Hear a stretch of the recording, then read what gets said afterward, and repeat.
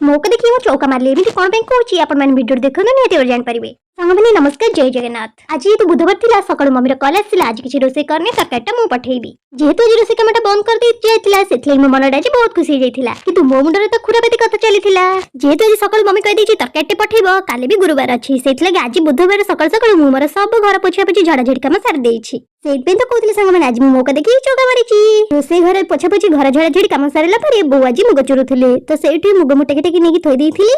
तापरे बोंक भी मध्य मुठके मुग चुरा कामरे हेल्प करिथिली। एबे तो गाँरे ए सब काम आउ होउनी कि सिड़ा फेसारे आ चुरा चुरी बटाबटी किछि करू नाहंती। जो माने ए सब खाद्य खाउ नाहंती से माने कोन आ गाँर अपना को बारी पारुछंती।